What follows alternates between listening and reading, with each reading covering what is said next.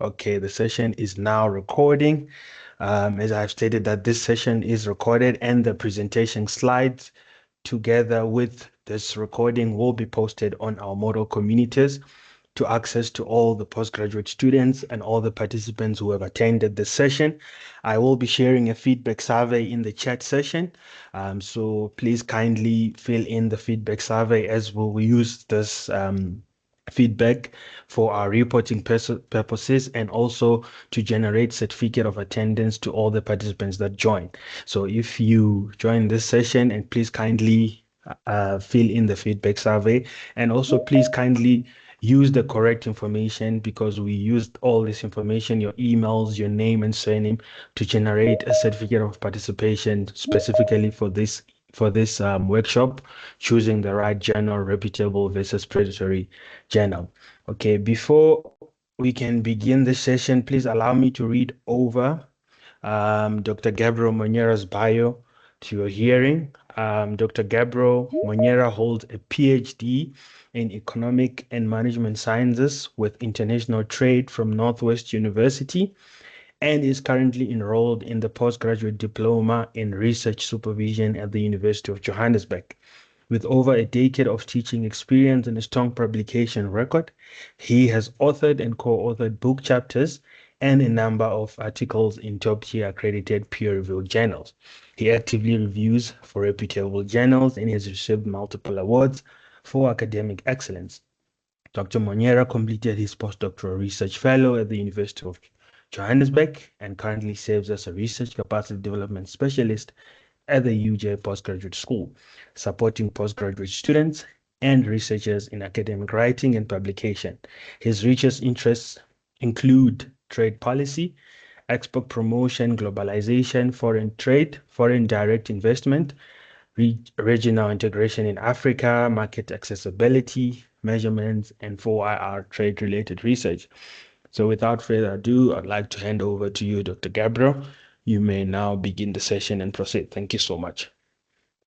Thank you so much, Lawrence, for the introduction.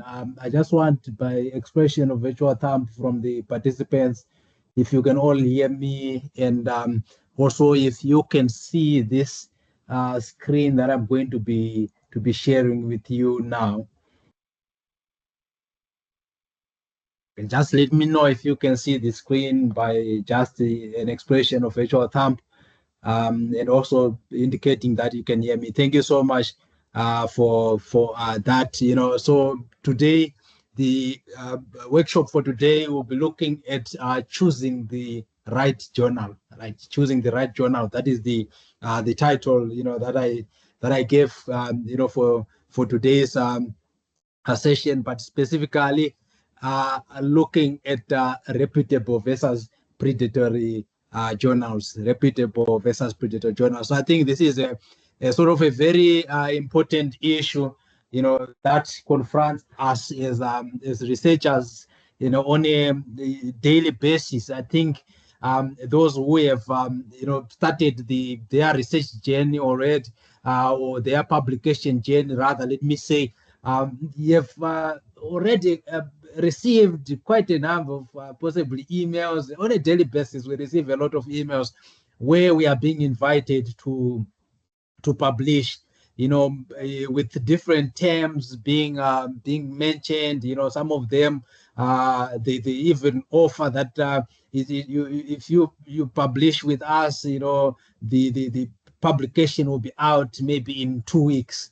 or in 1 week, or all the processes would have been done, including peer review and so on. So because of the information that we receive from day to day basis, we are sort of overwhelmed, in terms of even for you to be able to identify, to distinguish between a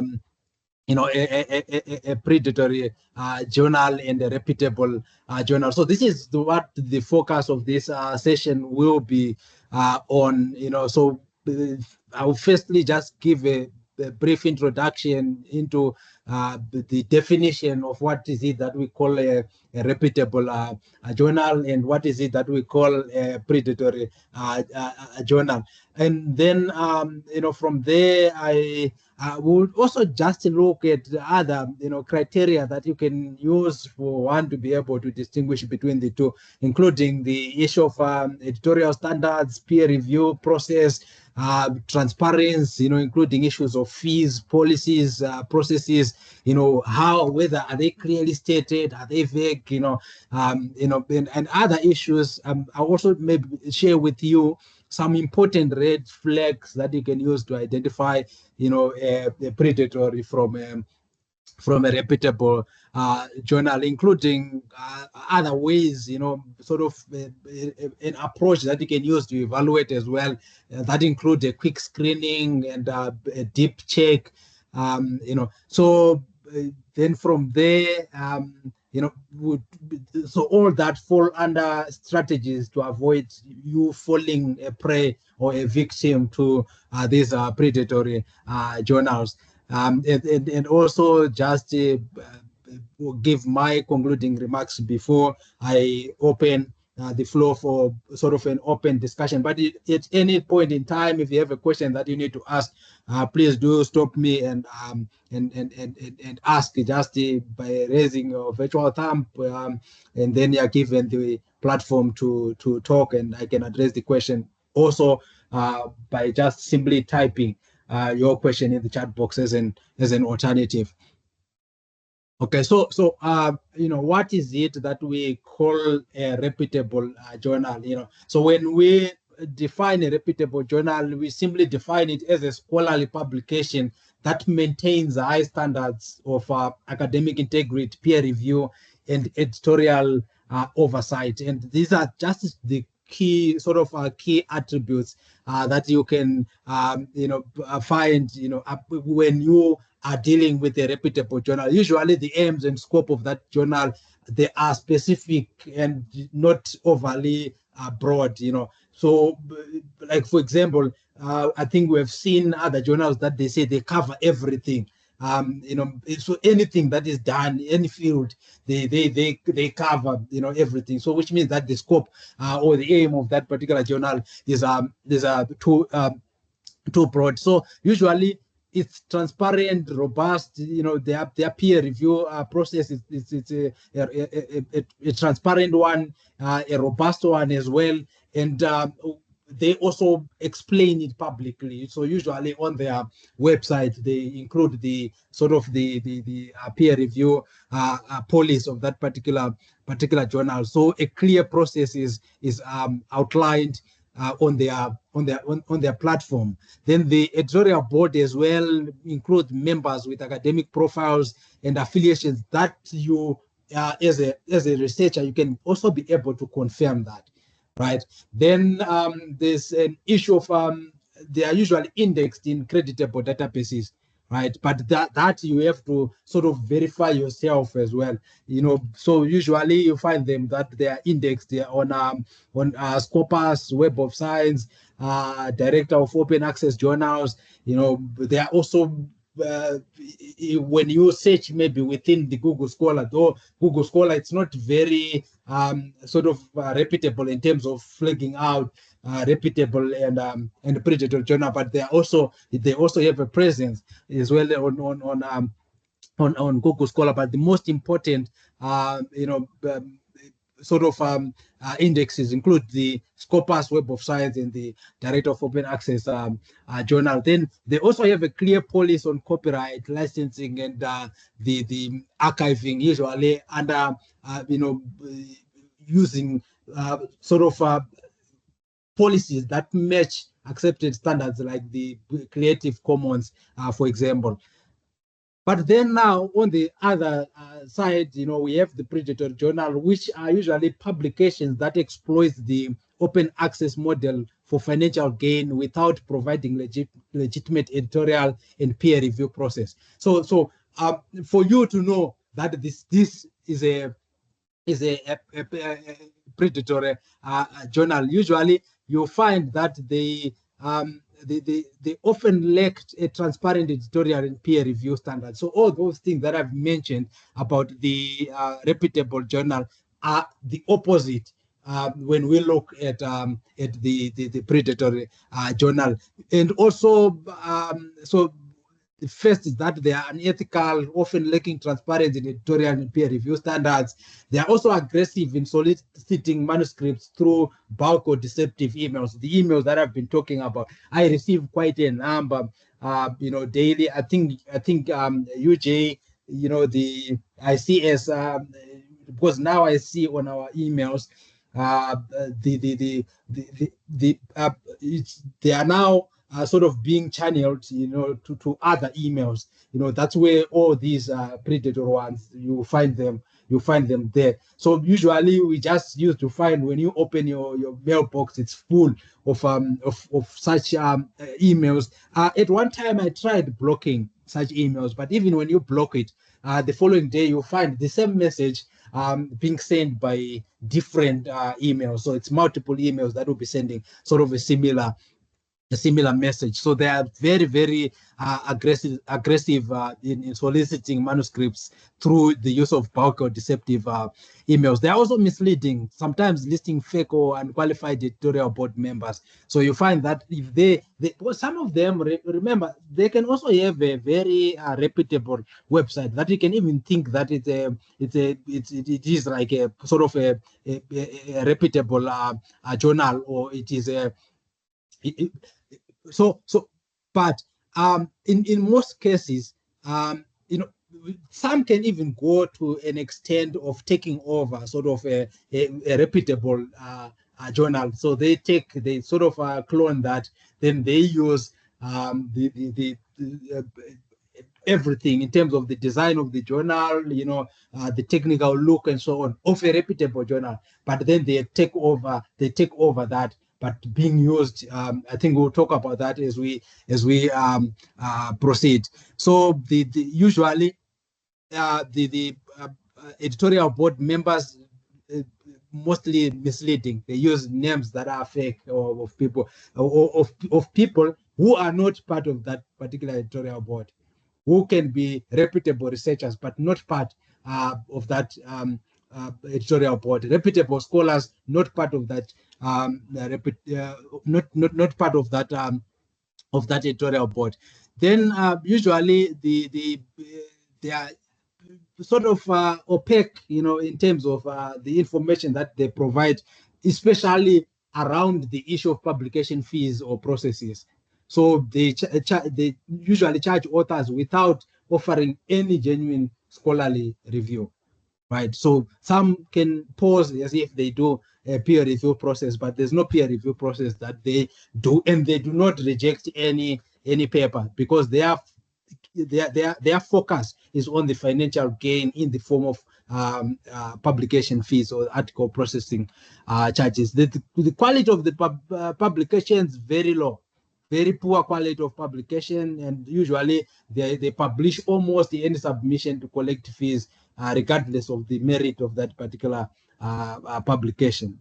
So these are just maybe some highlights of what the predatory journal is in relation to a reputable journal. But why does it matter that maybe possibly your choice of a journal, why does it really matter? So I've just listed 4 points here, where we'll talk about visibility, citation impact, the issue of ethical and legal considerations, career and promotion implications, as well as public trust and research uptake. So where you see, when we talk about the issue of visibility and citation impact, usually, like I've mentioned already, that reputable journals, they are indexed in major databases, so that actually increase the discoverability and citation rates of the research that you are doing, as a researcher or as an upcoming researcher, as a scholar, just in general. So that is very important for your profile, as a researcher, as a scholar. But if it's a predatory journal, usually they have poor discoverability if they actually have it.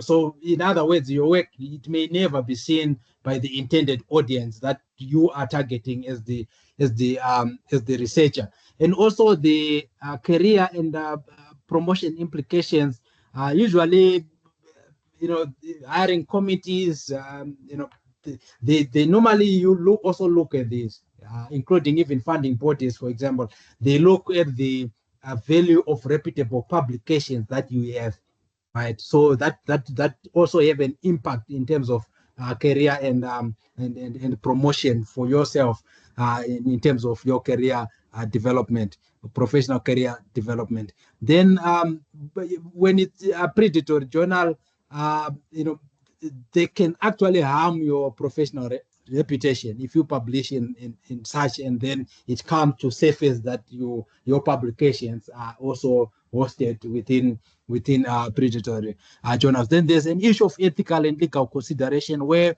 predatory publishers may misuse your copyright or fail to preserve your work in reliable archives. So your work is just deposited anywhere. Maybe other people can even maybe sort of access it. That contravening the terms of the copyright. Then the reputable journals, they actually ensure compliance with copyright law and long-term digital preservation of your work, right? So for a predatory journal, you might have the work, maybe it might have an online presence, but then later you see that work doesn't even exist anymore.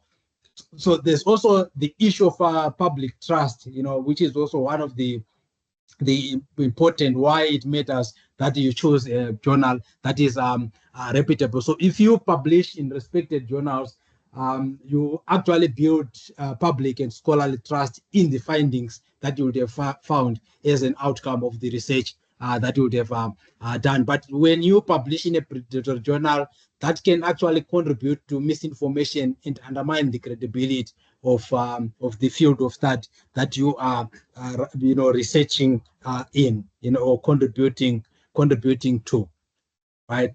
But okay, so let's now look sort of at the ecosystem of the publishing ecosystem, where we look at who or what to trust, right? These are the elements that I'm going to focus on, where I'm going to specifically focus on the indexing services, ethics bodies, and tools, and campaigns. But there are also tools that are there that are aimed at sort of flagging out or using that you can use to identify these predatory journals. So we have, in terms of indexing services, we have the Director of Open Access Journals, which actually sort of undertake an open access journal vetting. So it's a very rigorous vetting of all open access journals. So if you are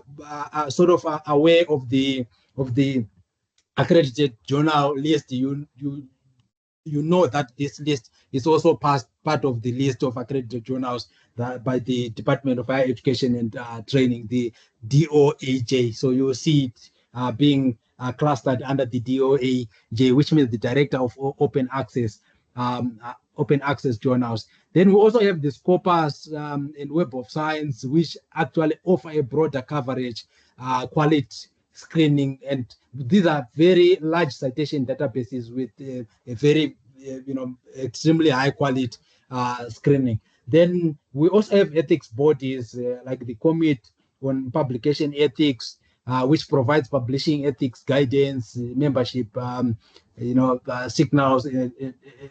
If you are a member of that, then that's a signal of a commitment to ethical practices. Then some other tools and campaigns that can be used, like Think, Check, and Submit. I think we'll talk about it later. That's one of the tools that you can also use as globally recognized checklists to evaluate journals before you submit, into trying to check whether it is a predator or it is a reputable journal. Then we also have institutional resources. If you go to the UJ library, the librarians there, they are, each faculty has a faculty librarian, or even within your faculties or within your departments as well. So those librarians, they are very they can quickly confirm the indexing and legitimacy of a journal. So I encourage you to make use of the institutional resources, usually the librarians, to be more specific, but also your colleagues as well. The colleagues, it can be your amongst your peers as a student, your supervisors. They've published, they have a proven track record of publications. They have seen this, and some of them have also been there. So you also talk to them. It's also important even to check, but I'm already talking about some of the strategies that I will be talking about later, closer to the end of the session. Also talking to your peers, seeking support from supervisors, if you don't understand anything.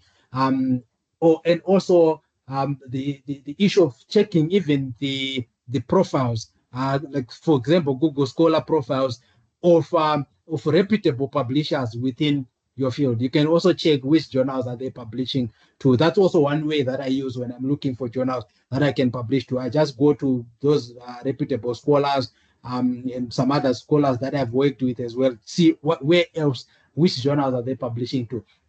Then from there, I cross-check it with the accredited list in terms of the Department of Higher Education and Training guidelines. Then if the journal exists there, I also go online, then check for its online presence, but already I would have heard some positive signals that this is a reputable journal. Right, but so how do you really identify a predatory journal from a reputable journal? So everything that I'm going to say here relates to a predatory journal, right? But the opposite of that, obviously, it will be applicable to a reputable journal. So these are red flags that you can look at, the red flags that you can look at. So I've already mentioned the issue of aggressiveness, right? They are aggressive in the marketing of the journal itself. Usually, I'm using bulk emails, right? So frequently they offer flattering invitations to submit, so that are often related to even the research area that you are researching in. So you receive an invitation to publish, but you are from possibly maybe social sciences, but you are receiving from journals that are for natural sciences, right? It's a journal of engineering, but you are doing economics. Then they say they've seen your work. They would want you to contribute to that particular journal. So they are very, very aggressive, and most of the time the grammatical construction of the invitation itself, it's usually poor, and they normally use a generic greeting like maybe dear researcher. Sometimes they can even also use a specific, refer to you specifically, dear Dr. Monyera, but because they've seen your research online, then they take your details from there, then they use it. That's also the way that they gain access to the email for them to be able to also send those messages, because it's the emails that we provide when we are maybe a corresponding author, within a publication. Then they take the email from that and use it for their marketing purposes, and it's usually a vague or very unverifiable editorial board. So usually it's missing. Mostly there's missing academic affiliations, fake profiles, fake names being used without permission. Also, if it's real names, they are used without permission of the scholars that would have been fall victim to that. Then there's also lack of diversity in expertise despite a broad scope. So you find that the editorial board just consists of certain individuals in a particular field, but yet the journal poses itself as a multidisciplinary, with a very wide scope. There's also no clear or bogus peer review process. The peer review process is usually not there. It's not clear. If it's there, sometimes if it's there, then it's a bogus one, which means they do not do that peer review process. So there's no description of the peer review on the website, or review, completed within a few days. If they do it, then it's completed within a few days. They will tell you that they will do all the processes in 7 days, and your paper will be already having an online footprint. Then the acceptance emails, they also arrive within hours or days, regardless of content quality, right? So they if you maybe you submit to the journal. Let's say you've submitted. I've never submitted to one myself, but let's say you've submitted, then they will quickly respond to you, and the acceptance as well is very sort of prompt. Then there is an unrealistic rapid publication promises, claims like publishing 3 days, so which is really impossible when a rigorous peer review process is followed. Usually a blind peer review process, that is followed by many journals in terms of their peer review policy. Then there's hidden or poorly explained article processing charges. Right? So the article processing charges, they normally don't really clearly explain them. They are usually very vague. Sometimes they are reviewed only on acceptance of the paper. That's when they will tell you the processing charges, right? And they are already having your paper. So they know that if they publish the paper, I've had a case of a sort of a student who came to consult with me, who spoke about that there's a paper that the student had submitted to a journal, but the journal was actually refusing for the student to retract that paper from the journal, and they wanted a payment for that. For them to retract, you have to pay. So they also do that. So once they get hold of your paper, if you then now sort of identify that this is a predatory journal, they will refuse you to retract the paper from the journal without payment. Because remember, their focus is on the financial gain, right? So they will tell you that you must pay a particular amount for them to remove your paper. They are still going to publish your paper. Whether you have sent them a retraction email or not, they will tell you that they will publish the paper, and because of that, they ask you to say you must pay a particular fee for them to remove the paper from their database. All right. So then the website usually very poor. So poor website quality, but website alone cannot be used as a tool, like on its own, as a tool to flag out whether this is a predatory or a reputable journal, because some of them, like I've said, they can clone an existing website, right? They can clone an existing journal. They can clone an existing journal, even a website of a reputable journal. Then they use that website. You would think that you are sending your paper to a reputable journal, but yet it's being received by a predatory journal. So the links to the websites, they are often broken links, outdated announcements, there are grammatical errors, and inconsistent branding as well. Right. Then these are also the sort of common deceptive tactics that they use. They normally fake the impact factors or use falsified metrics, right? So the metrics are from non-existing indexing agencies. So they will say they are indexed on Scopus, Web of Science, but they are not even indexed there. And so any metric that they use is not obtained from those indexing agencies. And usually it's obscure and unverifiable providers for that metrics. And they don't even list who have provided the metrics. They will just say the impact factor is 5.3 or any other figure that is usually high, so that they attract you. So they also claim impact factor without being listed in journal citation reports. Right? There's no any journal citation reports that they are listed in, whether with Clarivet or any other, sort of other indexing agents that also provide citation reports as well. So they, without being linked to any, they can claim that they have an impact factor. So also the misleading indexing claims as well, where they list prestigious databases like Scopus, Web of Science, but yet they are not even indexed there, right? If you, so for that you actually have to verify by searching from the database directly that they would have listed, right? So you have to go, if they say they are listed on Scopus, then go and check journals that are listed on Scopus. So I've also mentioned that they can hijack journals or clone websites as well. So they replicate a legitimate journal name, the ISSN number, then and also the branding, so that they can solicit submissions from people. Then they usually advertise aggressively as well. Some, excuse me for a moment.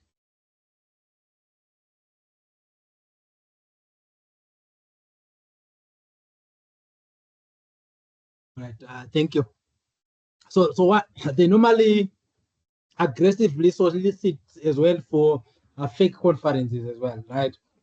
That are linked to specific sort of maybe reputable journals as well. So special issues tied to conferences that do not actually exist, or that lack credible organizers. In some cases, that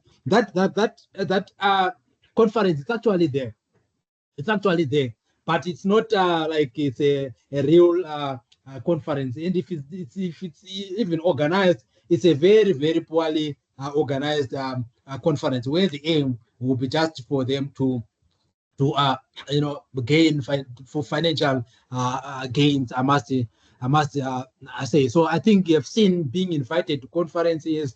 You have been selected to be a keynote speaker. You have contributed so much within the field, your work that you have done. They mention even that one paper that they have published, they will mention it and say, claim that you are an expert within the field, and because of your work, we are inviting you to be a keynote speaker at the conference, or to be one of the panel speakers in a particular panel, and so on.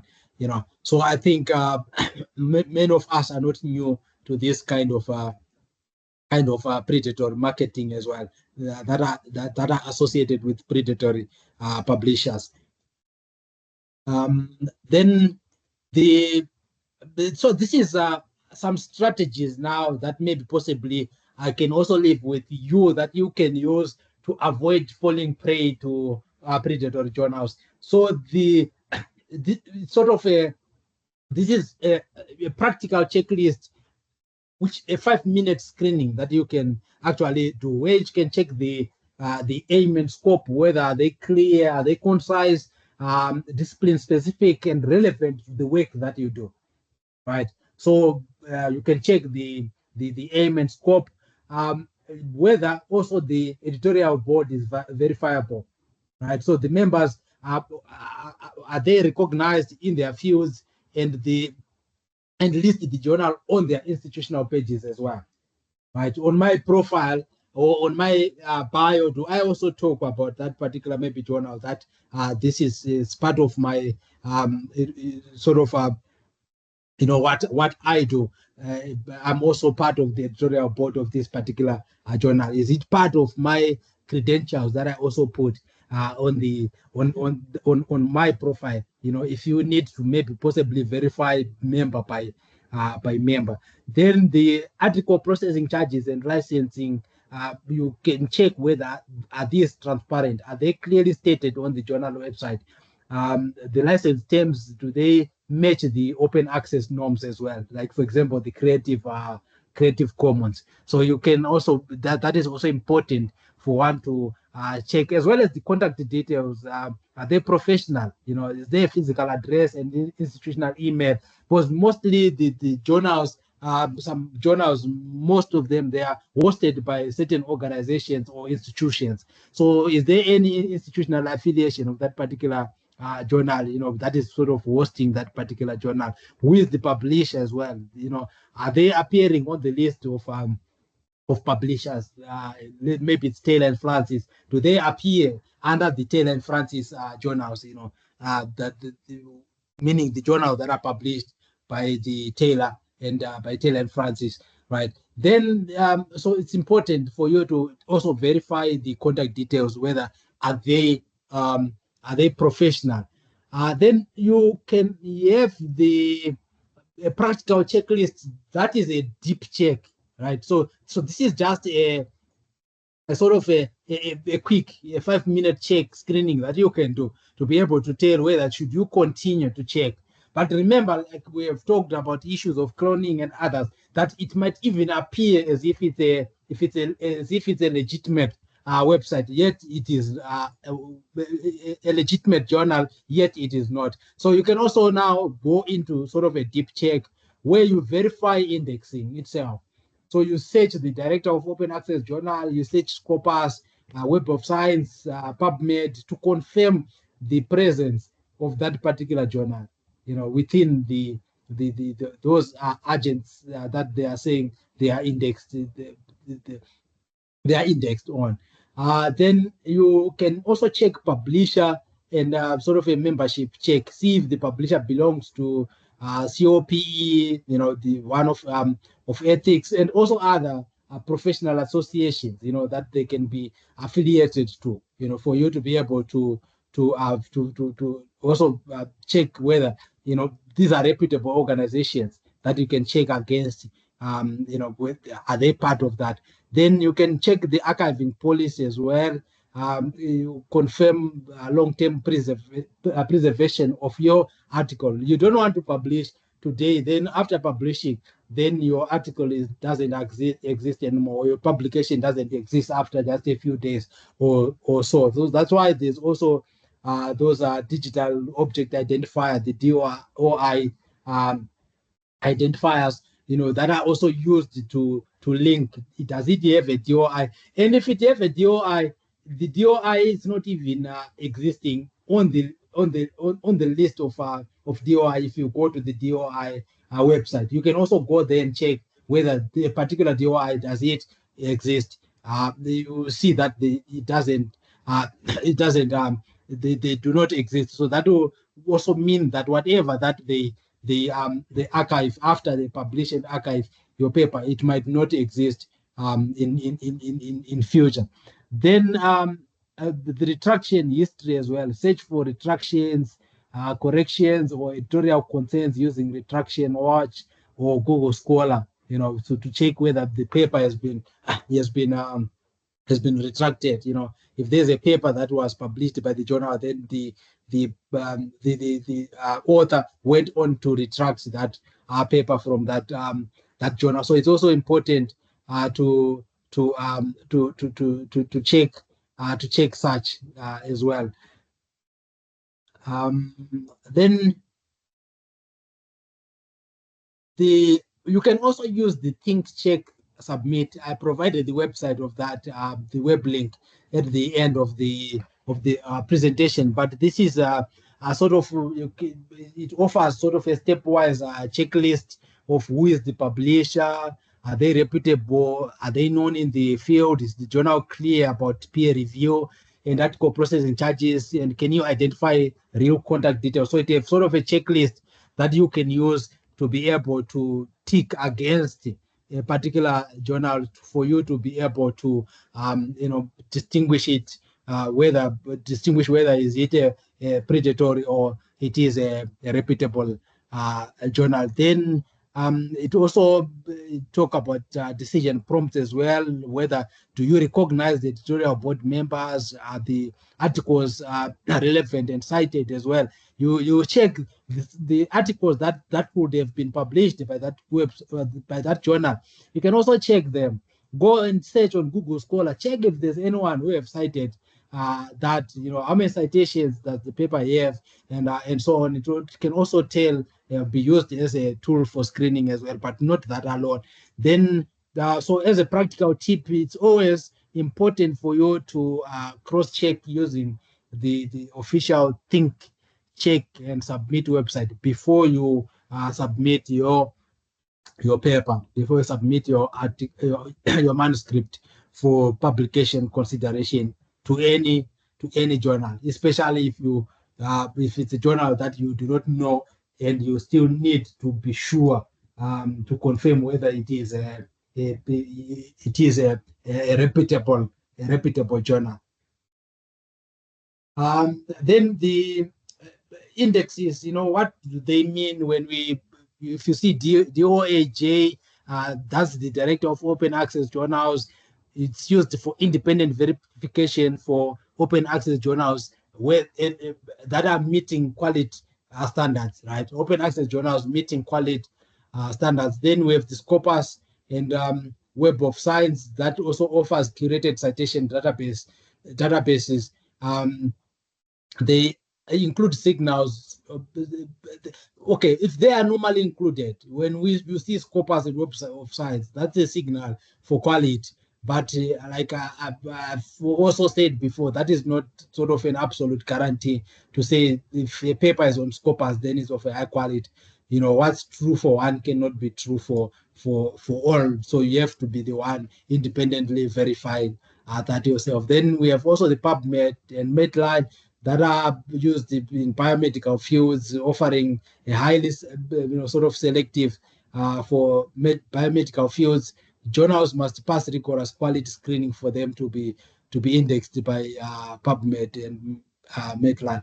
Then, so the indexing should be sort of verified through the database itself, right? Always. So when you are checking the indexing, verify it. The journal can list that it's indexed on Scopus, yet it's not. So you must verify it yourself on Scopus, whether is it really indexed there, right? So you don't have to just trust the claim that that particular journal is making, that they are indexed on a particular platform. Then you take that. Then the metrics, like how to interpret them cautiously. The impact factor, this is done by Clarivate. It measures the average citations, usually over 2 years, and can be field specific. So that's the average citation. So if you want to see whether that particular journal, their citation rate, is it high or is it low, then you use the impact factor. Then there's the site score that is used by Scopus, so which is an alternative journal performance metric with different their method of calculating as well. It's different, but you can also use it to check whether the rate of citation of that particular journal. But you must always be aware of so the fake metrics as well. Warning, you have to ignore metrics from dubious global impact agencies or unfamiliar bodies that you don't know. So you just have to trust these agents like Scopus, Clarivate, and so on when you look at these metrics. Then like I've said, that the approach should be balanced. You must use metrics with qualitative checks as well. You don't just have to rely on the numbers alone, that the site score is this number or the impact factor is 5.3, then you only rely on that. Check for yourself. Do perform qualitative checks as well to confirm or to complement these sort of the metrics that would have been listed by that particular journal. Then in terms of open access, article processing charges and transparency fees, usually if it's a legitimate open access, the fees, they are clearly stated and payable only after the peer review process or acceptance of the paper. After the peer review process, when your paper has been accepted, then they can that's when you can pay for the article processing charges. If it's not accepted, then you don't have to pay. article processing charges, and they are clearly stated at the beginning. In the author guidelines, you will see that they will also state the article processing charges, or on their on the website of the journal, the article processing charges are clearly stated. Then waiver or discount policies, they are also available usually for low income countries as well. So yeah, they do offer waivers, but some, they, when you contact them, then even the reputable ones as well, they sort of have other conditions for them on granting of such waivers or discount, in terms of the policy of that particular journal. Then if it's a predatory open access journal, the fees, article processing charges are just opaque, the information is hidden, payment requests are done before even the peer review. So when you submit, they are already requesting you to make a payment. Then there's also excessive charges for minimal editorial effort. They charge too much.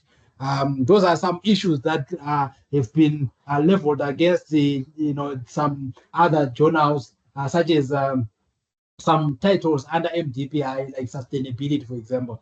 The processing charges, they are too high.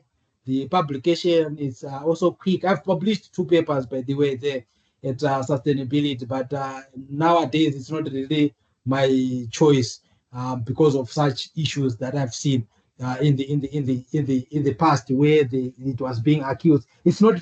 I'm not aware whether it has been flagged out as a predatory journal, but the last time I checked, it was not. But there are a lot of concerns around their peer review process, and also their rate of acceptance of the papers. They accept it's high, the rate of acceptance.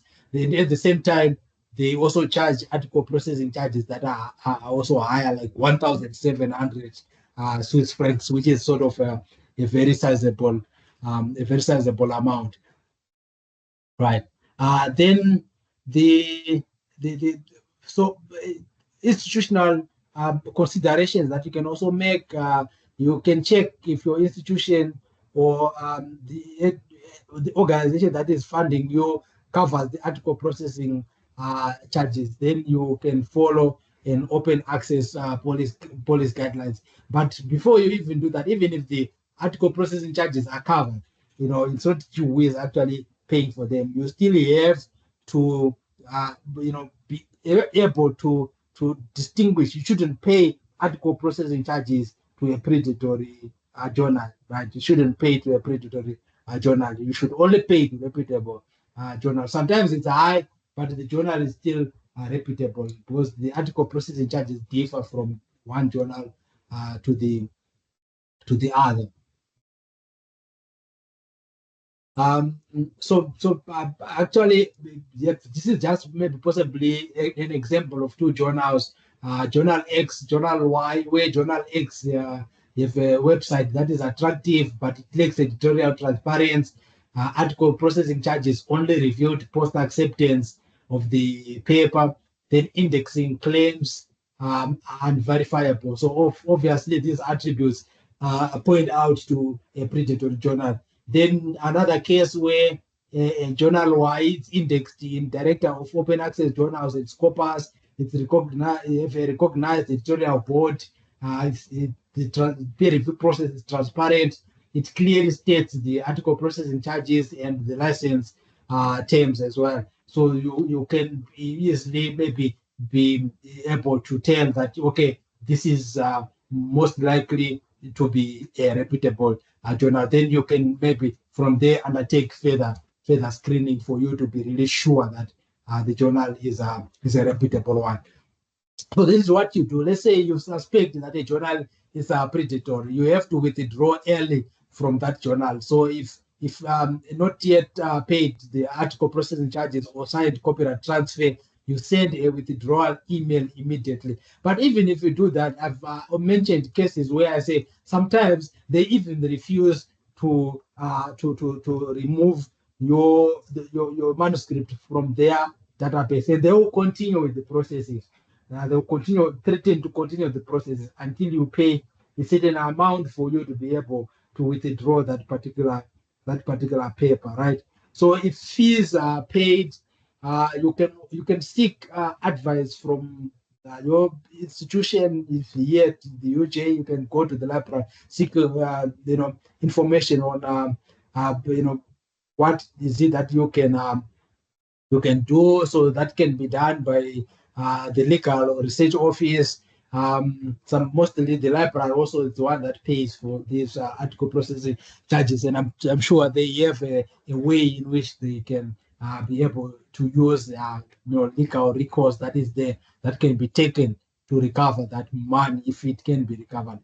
Then, but like I'm saying, that if it can be recovered, meaning some payments they may be unrecoverable. Then also alert others as well. If you just suspect and you are sure that maybe this is a predatory journal, then you must alert others, share experiences with colleagues, librarians, and research networks as well, so that the others also don't fall victim or prey to the same predatory journal. Then this is support that is available to you, so you can get support. Your supervisor, the role that your supervisor can play. Your supervisor plays a mentorship role on journal selection. So um, you must seek training also from your supervisors on how to apply evaluation checklist to be able to flag out predatory journals. And supervisors must also encourage pre-submission inquiries as well. That when you are, before you submit, you can contact the editors so that they can clarify whether your journal fit the scope of that, your paper fit the scope of that particular journal.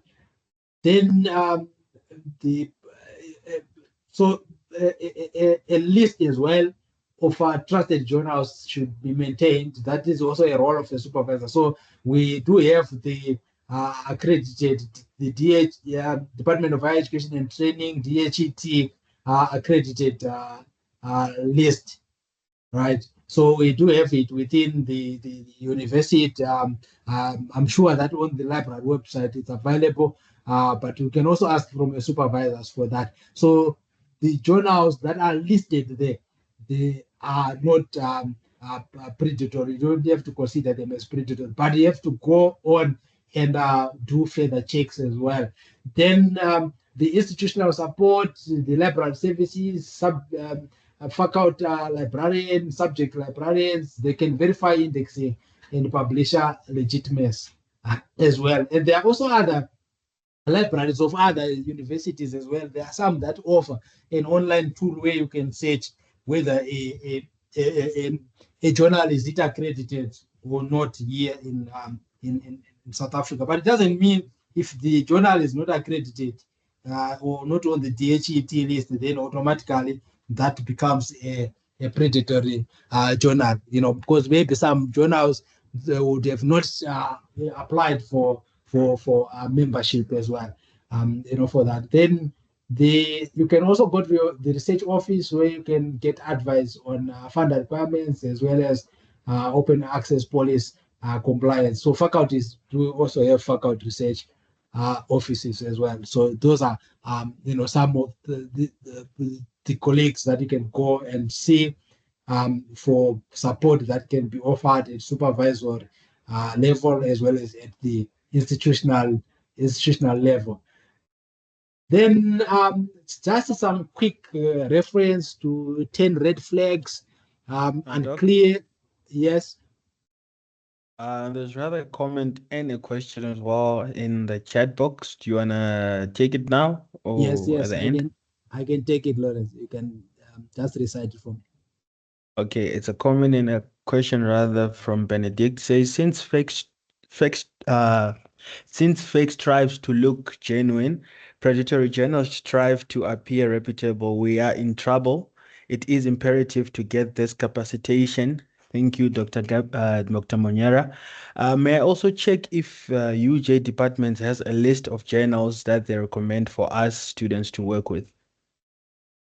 Yes, usually we work with the with the accreditation list from the Department of Higher Education and Training, because that list is also the one that makes it possible for your research that you would have done to be counted, your publication to be counted as on using the unit basis that is applied by the university, right? So if you publish in a in a in a journal that does not appear on the accreditation list, the DHET list, then the university doesn't consider that as a publication. Of course, you can put on your profile, but it won't be counted as part of the research because of other sort of requirements that are done for the university to be able to claim, or maybe it could be for grants that come from the Department of Higher Education and Training that are associated to that particular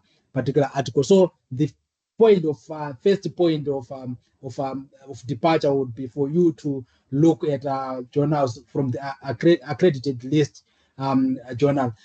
That list is there. I'm just not sure of on the library website. Is it there for one to be able to immediately download? But on other university platforms, you even find it on the library website. But you can request it from your faculty librarian. You can also request it from your supervisor as well, because those are the lists that we use just as a one that we use to ultimately check whether to publish in a particular journal or not, because it has to be on that, appearing on the list. So they do that is something that is accessible. Let me continue. Okay, so this is just a quick reference of 10 flags that you can 10 red flags that you can use of things that I've already discussed during the course of the presentation. So usually unclear predatory journals have unclear peer review process. They are aggressive or irrelevant. They have aggressive or irrelevant solicitations. Like I've said, those emails, bulk emails, and so on, and they continue sending. Even if you block them, tomorrow you find that another email has been used to send the same message. Sometimes the same message it's sent by the same invitation is sent by, maybe you find it in maybe 10, 12 different emails sending a similar message, right? Then they also use some other funny names as well. The names that they use. You can when they are offering that invitation, they make use of emails as well. Emails that are not institutional emails or organizational emails. So it's usually at gmail.com, at hotmail.com. So that is something that that can be used as a red flag. Then there's no verifiable editorial board. They use the fake or dubious metrics, hidden fees, poor website quality, overly broad or unrelated scope, no archiving policy, misleading indexing claims. So those are just some of the sort of items that you can use, or elements that you can use to sort of flag out that whether a journal is reputable or not, before even going further to do deep checks. Right, then these are just some websites that you can use. We have the Think, Check, Submit. I've put the website there. So the purpose of the Think, Check, and Submit is to help researchers to identify trusted journals for their research and avoid predatory or deceptive publishers. So that's the main aim of the Think, Check, and Submit. It actually provides a checklist of questions about a journal's practices, editorial board, peer review process, indexing, and transparency before you submit your manuscript. So you must tick against those that checklist. So in other words, it aims to empower you as the author to make informed choice and avoid publishing in those journal or outlets that could damage the credibility of your career. For instance, or that at the end of the day your research just goes to waste. It doesn't reach the intended audience, and also you don't benefit from it in terms of career progression. Then we have the director of open access journal, where it's sort of used to index high quality peer reviewed open access journals from all over the world. So for them for a journal titled to appear under the DOAJ, it must meet a strict criteria for transparency, peer review, and ethical publishing. That's how a journal can be listed on the Director of Open Access Journal. Then, so why should we use it? Why does it really matter? So if if you see that the journal is part of the DOAJ, that's a strong indicator that the journal is reputable and follows good publishing standards, including also the data preservation as well. Then we also have the COP, which is the Committee on Publication Ethics, right? That it provided guidance and resources on publication ethics for editors, publishers, and researchers. So in other words, it offers codes of conduct, best practice guidelines, and case studies to help resolve ethical issues like plagiarism, authorship disputes, and conflicts of interest. Then why should maybe possibly a journal be part of COP membership? Being a member signals a journal's commitment to ethical publishing practices and handling misconduct responsibly. Then we also have the retraction watch, which track and report on retracted research papers and the reasons behind the retractions. Right, so it maintains a public database of retractions, corrections, and expressions of concern across disciplines. So why does it matter for you to also be aware of such? Because it promotes transparency and accountability in research by exposing flawed, fraudulent, or unethical work. Okay, that's just in as part of my concluding remarks. I just want to leave. Doc, Yes. there is another question from Dixon. Says, thanks for the presentation. Don't we have journals that pay researchers? I've never, I don't know if they do exist. I don't know if they exist. I've also never heard of that, of a journal that is paying publishers. But I know that we do pay article processing charges if we want to publish open access. So which means anyone can access your your research output, or if it's an article, then can access that article without having to subscribe to the journal. So that's open access publishing. Then there's another one by subscription where they can publish for you for free without article processing charges, but access to that particular research or to the paper, it's only reserved for those who have subscribed to that. So those papers that you see, when we try to access them, then we end up having to put our institutional credentials. That because of the UJ would have subscribed for us to access that as an institution. Otherwise, you would not access it without subscribing or buying the publication, right? So I've never heard of that. I think maybe that could be also be open for discussion, during the open discussion segment, if there are those who have been paid to publish before, to a certain journal. But what I know is that for every publication that we make, there's also sort of, maybe it's linked to the grants that the university get. The distribution of those grants, it's something that the university, I cannot talk about that, because you can maybe visit your research office or visit the library, for you to maybe sort of inquire on what really happens, with whatever that is received, or what is it that is received for the publications that we do.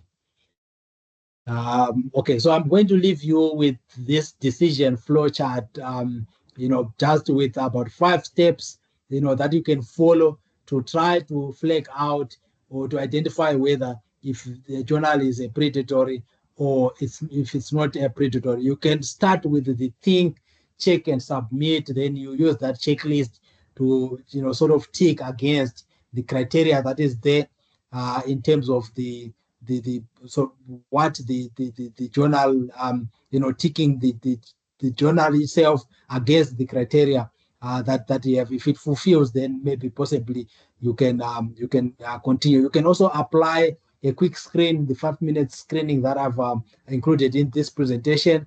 If you are unsure, then you also run a deep check, that 15 to 20 minutes maybe check, where you can go on further, check the credentials of the editorial board members, who are they, try to go on their profiles, check the institutions that they're affiliated with.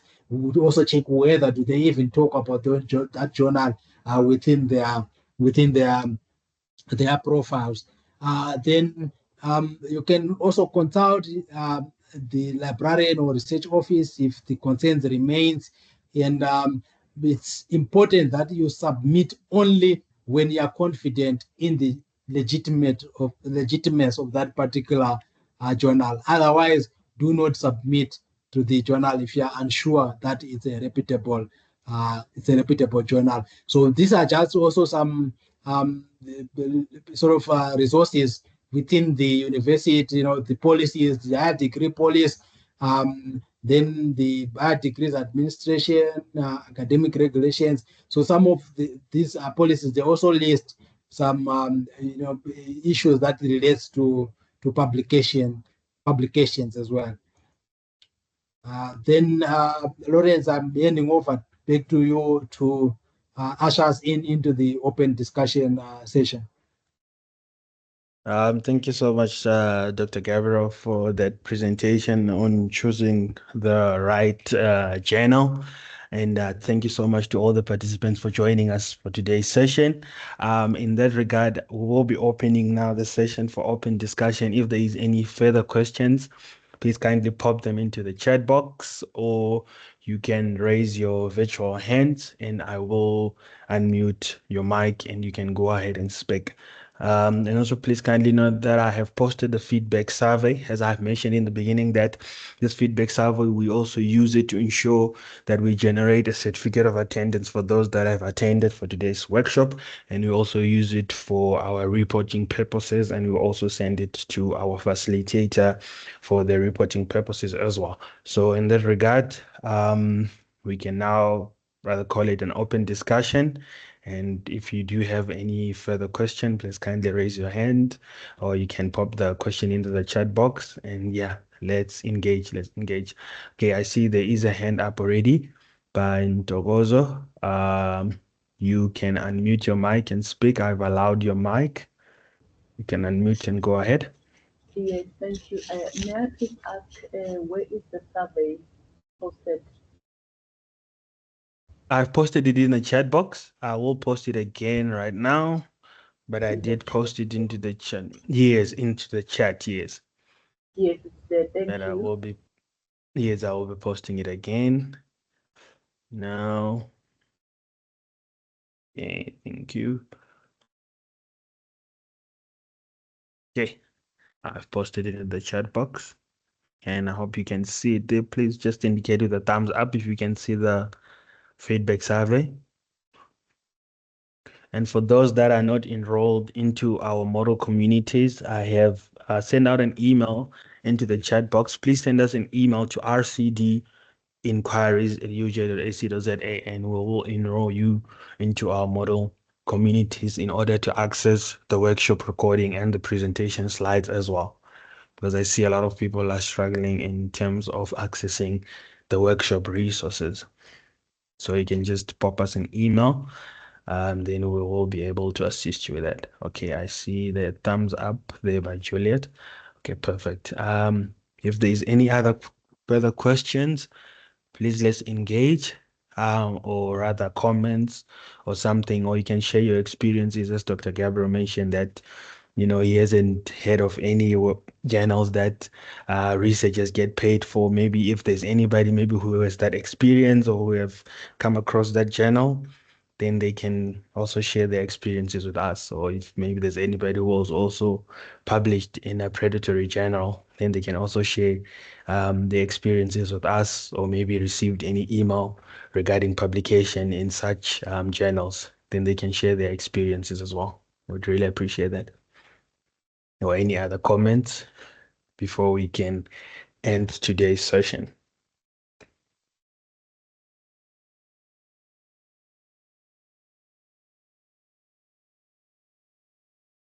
And Togozo, is this a new hand or it's an old hand that you have up? Oh, sorry, I'm sure it's an old hand. Let me put it down. Okay, not a problem. In that regard, Dr. Gabriel, I think there isn't any questions. I don't see any hands up, and I don't see any questions in the chat box. It's just what's about all the questions were about basically accessing the workshop resources. So just in closing, we'll just say that publishing in the right journal is like planting your work in a fertile soil. It will grow, be seen, and make an impact. So stay alert and choose wisely and let your research shine where it truly belongs. So in that regard, Dr. Gabriel, if there's any further comments that you'd like to say before we can end the session, I believe it was a very insightful and um, very well oriented session, and I believe all the participants have taken a thing or two about publishing in reputable and predatory journals. So in that regard, if there isn't any questions, we can be now closing the session. If there's any further comments from you, Dr. Gabriel? Thank you, Lawrence. I think the absence of questions might be a confirmation that the session, everything was straight forward. And I think this is an issue that confronts us almost on a daily basis. So especially when Oh, you have never published, or if you are just especially for those who have never published before, it might be easy for you to fall prey to this and become a victim, especially if you see that they are being invited, and sometimes it's a special invitation, so such that do happen, and you tend to respond to that because it's your first time and you have never been invited to something like this. Then you are invited to submit your paper, then it will be something so sort of that you would feel receive with joy, and at the end you fall prey to this. So I'm thinking that this session has been useful to try to point out, and also just to sort of identify and spell out how you can circumvent falling victim or prey to predatory publishers. And with that, I thank you. I hand over to you, Lawrence, to close the session. okay. Once again, would like to express our appreciation to all the participants, all the students, and our facilitator for honoring this invite. And thank you for your time. Thank you for your expertise and your efforts. And thank you so much to all the participants for joining us. And just a reminder again to please fill out the survey, as this will also ensure you receive a certificate of attendance. In that regards, we'll now be closing this session. Thank you so much for joining, and enjoy the rest of your day further. Um, Good day, everybody. Thank you. I'll now be ending the session. Thank you. Bye.